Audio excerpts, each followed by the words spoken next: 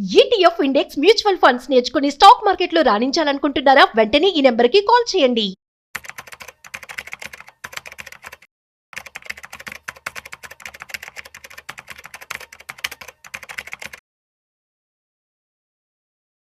నమస్తే సార్. నమస్తే. సార్, ఒక మంత్లీ శాలరీ 80,000 ఉన్న పర్సన్ ఓకే. ఒక డబుల్ బెడ్రూమ్ ఇల్లు అంటే ఓకే. దగ్గర దగ్గర ఒక 50 లక్షలు అనుకోండి, రైట్. వర్త్ ఉన్నటువంటి ఇల్లు కొనుక్కోవచ్చా? ఎలా ప్లాన్ చేసుకోవాలంటారు? అసలు ఆ సాధ్యం అంటారా అసలు? బేసికల్గా అంటే ఫ్యామిలీ మొత్తాన్ని కలిపి మీరు చెప్పే లెక్క అయితే 80,000 చేయాలి అనుకుందాం. ఫ్యామిలీలో ఒకళ్ళు వర్క్ చేసే వాళ్ళు ఉన్నారు. టోటల్ ఫ్యామిలీ ఇన్కమ్ 80,000 అనుకుందాం. రైట్. అప్పుడు ప్రావిడెంట్ ఫండ్ ట్యాక్స్లను భాగంగా వాళ్ళకి 80లో వాళ్ళకి ఆల్మోస్ట్ ఒక 60,000 దాకా చేతికి వస్తుంది. 60-62 దాకా వస్తుందండి అంతే. ఎప్పుడైనా ఒక మన ఇల్లు కొన్నప్పుడు లేదు 30% కంటే ఎక్కువ డిడక్షన్ పెట్టుకోకూడదు. జనరల్ రూల్ ఏంటంటే 30% పెట్టుకోవాలి డిడక్షన్స్. అందుకని మీ శాలరీ 80,000 కాబట్టి అందులో మనం డిడక్షన్ పెట్టుకున్నాం అనుకోండి, మీకు ఎక్కువసార్లు 50 లక్షలు బట్టి ఇల్లు కొన్నప్పుడు ఏమవుతుందంటే మీరు మేబీ ఒక 10 లక్షలు కడతారు ఈఎంఐ, అది ఇనిషియల్ పేమెంట్. అంటే 40 lakh తీసుకుంటారు. అంటే 40 lakh లోన్ తీసుకుంటే మీకు యావరేజ్ మీద ఒక 30,000 నుంచి 35,000 దాకా కట్టాల్సి ఉంటుంది ఈఎంఐ. 30 to 35,000 మరి తీసుకుని మీరు 40 lakh లోన్ కదా, మీరు ఎప్పుడైనా వడ్డీ కట్టాలి. వడ్డీ 8% ప్లస్ క్యాపిటల్ నుంచి కొంచెం కట్ అవుతూ ఉంటుంది. మీకు ఫస్ట్ వడ్డీ కట్ అవుతూ ఉంటుంది. ఓకే. కాబట్టి చాలా స్ట్రెస్, వాళ్ళకి చాలా స్ట్రెస్ఫుల్ అనమాట అది తీసుకోవటం అనేది. అంటే ఇవాళ రిపోర్ట్లో 50 లక్షలకి ఎక్కడ వస్తున్నాయి మేడం? సింగిల్ బెడ్రూమ్లో వస్తున్నాయి. డబుల్ బెడ్రూమ్లు సిటీ అవుట్స్కట్స్లో రావచ్చు మేబీ, ఒక మాదిరి ఏరియాలో ఉన్నప్పుడు అది కూడా రాదు. అందుకని ఇవాళ రిపోర్ట్లో ఏంటంటే డబుల్ బెడ్రూమ్ అంటే ఒక 1200 ఎస్ఎఫ్టీ 1300 ఎస్ఎఫ్టీ ఉందనుకోండి, యావరేజ్ మీద ₹1,00,00,000 తక్కువ ఎక్కడా లేవు.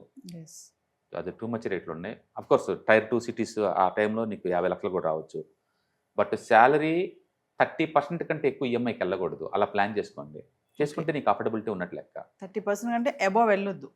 ఈ ఇల్లు ఈఎంఐ మొత్తం కలిపి కూడా నీ టోటల్ శాలరీలో 30% కంటే ఎక్కువ ఉండడానికి వీల్లేదు. అంతకంటే ఎక్కువ అవుతుందంటే నీకు ప్రాబ్లం స్టార్ట్ అవుద్ది. అప్పుడు నీకు 50 లక్షలు ఇల్లు అనుకున్నాం కదా, 40 లక్షలు తీసుకున్నావు కదా లోను, మంత్లీ యావరేజ్ మీద 35,000 పెట్టాలనుకోండి, మీ శాలరీ కనీసం 1,20,000 ఉండాలి. 1,20,000 ఉంటే నీకు కంఫర్ట్గా ఉంటుంది. 1,00,000 ఉంటే ఇట్స్ ఓకే అనమాట. అంటే 50,000 అలాంటి రిస్క్ చేయకూడదు. 80,000 శాలరీ ఉన్నాడు అసలు ఆ రిస్క్ చేయకూడదు. 50 లక్షలు ఇల్లు తీసుకోకూడదు. తీసుకున్నామంటే బాగా స్ట్రెస్ అవుతుంది. ఓకే. అందుకని బేసిక్గా ఏంటంటే ఒక ఇల్లు కొనాలని ప్లాన్ చేసినప్పుడు ఏంటంటే దానికి కావాల్సిన ఫండ్ని ముందు సమకూర్చుకోండి. అవతల లోన్ ఏదో ఫ్రీగా ఎత్తున్నానని చెప్పేసి ఎగబడి కొనాల్సిన అవసరం ఏం లేదు. ఒకసారి లోన్ తీసుకుంటే 25 to 30 years లాక్ అవుతారు. అంటే నీ ఇంట్లో నువ్వు వడ్డీకి తెచ్చుకున్న డబ్బులతో ఇల్లు ఉన్నట్టు అవుద్ది. బెనిఫిట్ ఏంటంటే రెంటలు బాగా పెరుగుతూ ఉంటాయి కదా, ఆ రెంటలు నీకు సేవ్ అవుతూ ఉంటాయి. ఎందుకంటే మనం ఇప్పుడు రెంటలు చుట్టుకోవద్దు. మనం ఒక 10 years తర్వాత రెంటలు ఎలా ఉంటే ఉంచుకోండి, 20 years తర్వాత రెంటలు ఎలా ఉంచుకోండి. ఈఎంఐ ఫిక్స్డ్ కదా, నెక్స్ట్ 30 years కూడా. అందుకని దాంట్లో కంఫర్ట్ ఉంది, స్ట్రెస్ కూడా ఉంది. మీరే బ్యాలెన్స్ చేసుకోవాలి మీరంతటి మీరే. అందుకని అర్లీ స్టేజ్లో ఏజ్ 25-30లో ఇలాంటి పనులు చేయడానికి దీని బదులు మీ మ్యూచువల్ ఫండ్లో పెట్టుకోమంటాను. ఈఎంఐ కట్టే డబ్బులు 10 లక్షలు మల్టీ అసెట్ అలొకేషన్ ఫండ్లను లేదా మామూలు మ్యూచువల్ ఫండ్లో పెట్టామనుకోండి 10 లక్షలు అవుతుంది. ప్లస్ ఎవ్రీ మంత్ 30,000 కట్టే బదులు ఆ 30,000 దానికే పెట్టుకుంటూ పోతున్నాం అనుకోండి, ఇంకా చాలా ఎక్కువ క్రియేట్ అవుద్ది. బట్ అదే ఏజ్ 45 వచ్చింది అనుకోండి, ఇది ఇల్లు తీసుకోవాల్సిన టైం ఇంకా దగ్గరకు వచ్చినాం. ఎందుకంటే ఫ్యామిలీ ఒక ప్లేస్లో సెటిల్ అవుతుంది కదా. ఇప్పుడు ఈ టైంలో మాత్రం ఇంటికి ప్రయారిటీ ఇవ్వండి. అంటే 20లో ఉంటే పోస్ట్ పోన్ చేసుకోవాలి, 40sలో ఉంటే ప్రయారిటీ ఇవ్వాలి. అందుకని ప్రయారిటీ అనేది నీ ఏజ్ని బట్టి, మీ ఫ్యామిలీ రెస్పాన్సిబిలిటీస్ని బట్టేసి, మీకు వచ్చే శాలరీస్ని బట్టి ఉంటుంది. నన్ను అడిగితే లేదు, మీరు ఏ అసెట్ కొందాం అనుకున్నా ఫస్ట్ ప్యాసివ్ ఇన్కమ్ క్రియేట్ చేసుకోవడానికి ట్రై చేయండి. ఫస్ట్ ప్యాసివ్ ఇన్కమ్ వచ్చిన తర్వాతనే కొనడానికి ట్రై చేయండి. అప్పటి వరకు మీరు కొనమాకండి. ఎగ్జాంపుల్, ఇప్పుడు నా దగ్గర ఒక 50 లక్షలు రూపాయి వడ్డీకి ఇచ్చాను అనుకుందాం, నాకు ఎవ్రీ మంత్ 50,000 వస్తూ ఉంటుంది కదా జీవితకాలం, అట్నుంచి క్యాష్ ఫ్లో వస్తూ ఉంటుంది కదా. ఇప్పుడు నేను ఇల్లు కొన్నా సరే నాకు ఈఎంఐ ఇట్నుంచి పోతుంటుంది కదా, అసలు పెయిన్ లేదు కదా జాబ్ ఉన్నా కూడా. ఇలాగ ప్యాసివ్ ఇన్కమ్ వచ్చేలాగా ఫస్ట్ ఒక అసెట్ మీద ఫోకస్ చేయండి. అప్పుడు దాకా మీరు కొనమాకండి, ఇల్లు ఏమి కొనమాకండి. ఒకసారి ప్యాసివ్ అసెట్స్ క్రియేట్ చేశారనుకోండి మీ ఇష్టం ఇంకా, ఎందుకంటే ఇటు నుంచి డబ్బు వస్తున్నప్పుడు ఎలాగైనా ఖర్చు పెడతాను ఇంకా, అది కంఫర్ట్ ఏరియా. బట్ అంటే అర్లీ స్టేజ్లో ఇల్లు కొనడం వల్ల అడ్వాంటేజ్ ఉంది, డిసడ్వాంటేజ్ ఉంది. నువ్వు బ్యాలెన్స్ చేసుకో.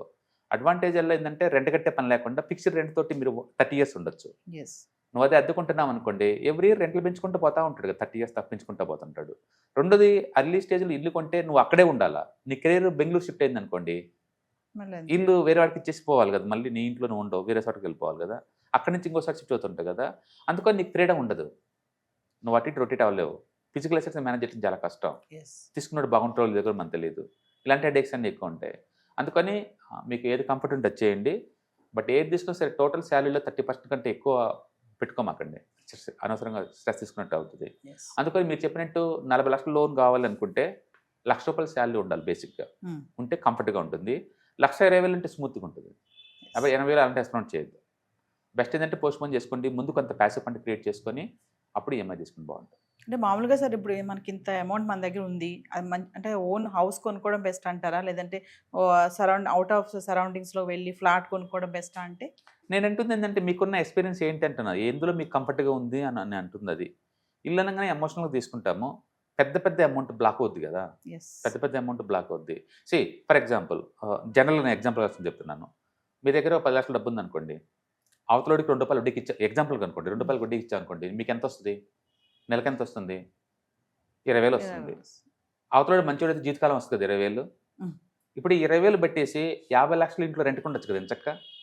అవును. ఆ ఇల్లు కొనాల్సిన అవసరం లేదు కదా దాన్ని. అప్పుడు నీ డబ్బు ముందు ఇనిషియల్గా డబ్బు బ్లాక్ అవ్వదు కదా, నెలకు 30,000 బ్లాక్ అవ్వదు కదా, 20,000తో మీకు వస్తుంది కదా. ఎస్. అందుకని రెంట్ తీసుకోవటంలో కంఫర్ట్ ఉంది. మీ దగ్గర ప్యాసివ్ ఇన్కమ్ ఉంటే సొంతం చేసుకోవాలనుకుంటే మాత్రం ముందు ఫండ్ క్రియేట్ చేసుకోండి. చేసుకోవాలి. ఏదైనా సరే మీకు ఏది కంఫర్ట్ మీరు చూసుకోండి. ఇల్లు కొంటది తప్పని ఎవరు అనరు. ఇల్లు కొనద్దు, సైకిల్ కొనద్దు, స్కూటర్ కొనద్దు, అన్నదినద్దు ఇలా ఎవరు అనరండి. రిస్క్గా కంఫర్ట్ వచ్చిన తర్వాత చేయండి అంటారు. ఎందుకంటే స్ట్రెస్ తీసుకుంటే మళ్ళీ తర్వాత నువ్వే కదా పెయిన్ అవ్వాల్సింది.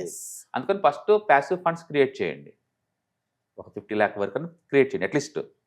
అందులోంచి డబ్బు బీన్ అవుతుంది కదా మీకు. ఇంకా ఆ డబ్బుతోటి ఇల్లు కొనుక్కొని ఈఎంఐ పెట్టుకోండి. అప్పుడు ఇటు నుంచి డబ్బు వెళ్ళిపోతుంది కదా, నాకు పెయిన్ లేదు ఇంకా. లేకపోతే ఏంటంటే రేపు జాబ్ ఉంది అనుకోండి, మొత్తం రోడ్డు మీదకి వచ్చేస్తాం. నీకే డబ్బు లేదనుకుంటే మరి ఇంటికి ఎవరు కడతారు? ఇవన్నీ ఉంటాయి. కంఫర్ట్ అల్ల ఏంటంటే రెంట్లతో మనకి ఇష్యూ లేదు. ఇంకా నీ ఇల్లు కాబట్టి నీ ఇష్టం ఉండొచ్చు. కాబట్టి కంఫర్ట్ ఉంది, డిస్కంఫర్ట్ ఉంది, అడ్వాంటేజ్ ఉంది, డిసడ్వాంటేజ్ ఉంది. అందుకని సొసైటీలో రెండుగా విడిపోతారు. కొంటే అర్లీ స్టేజ్లో రేట్లు పెరుగుతాయి, తర్వాత కొనలేవు, అద్దెలు పెరుగుతాయి, తర్వాత కొనలేవు అంటారు. ఈ వైపు ఏమో పెద్దది 30 years బ్లాక్ అయిపోతాం అనవసరంగా.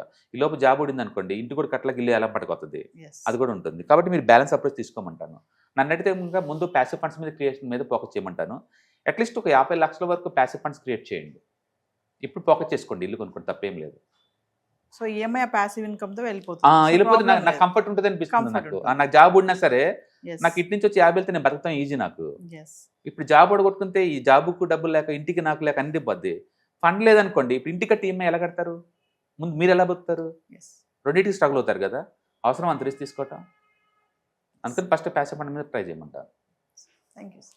హాయ్, ఈ మంత్ ఈ 3 రోజుల్లో అంటే సాటర్డే, సండే, మండే ఈ 3 రోజుల్లో ETFs, index funds, mutual funds గురించి ఎలా సెలెక్ట్ చేసుకోవాలి, ఎలా ఇన్వెస్ట్ చేయాలి, బెస్ట్ వాటికి ఎలా చూస్ చేసుకోవాలి, వీటి మీద ఈ 3 days వెబినార్ జరగబోతుంది ఆన్లైన్ లో. అండ్ ఇంట్రెస్ట్ ఉన్న పార్టిసిపెంట్స్ ఈ కింద స్క్రోల్ అవుతున్న నెంబర్ కి కాల్ చేసుకోండి. దీంట్లో ఎప్పటిలాగానే మ్యూచువల్ ఫండ్స్ ని బెస్ట్ వాటిని ఎలా పిక్ చేసుకోవాలి, different type of mutual funds అంటే ఏంటి, ఇవన్నీ, అలాగే ఈటీఎఫ్స్, కొత్తగా వచ్చిన ఈటీఎఫ్స్ ను వాటిని ఎక్కడ ట్రాక్ చేసుకోవాలి, ఎలా ఇన్వెస్ట్ చేసుకోవాలి, ఇండెక్స్ ఫండ్స్ కూడా ఇలా మొత్తం మీకు కాంప్రహెన్సివ్ గా డిస్కస్ చేయబడుతుంది. అలాగే ఎవరైనా మ్యూచువల్ ఫండ్ డిస్ట్రిబ్యూటర్ అవ్వాలి అనుకున్న వాళ్ళకి వాటి గైడెన్స్ కూడా ఈ ప్రోగ్రామ్ లో ఇవ్వబడుతుంది. మొత్తం టోటల్ ఇది 6 hours ప్రోగ్రామ్, 3 days ఉంటుంది. ఇంట్రెస్ట్ ఉన్న పార్టిసిపెంట్స్ అందరూ కూడా కింద స్క్రోల్ అవుతున్న నెంబర్ కాల్ చేసుకొని ఈ వెబినార్ కి బుక్ చేసుకోండి. Thank you.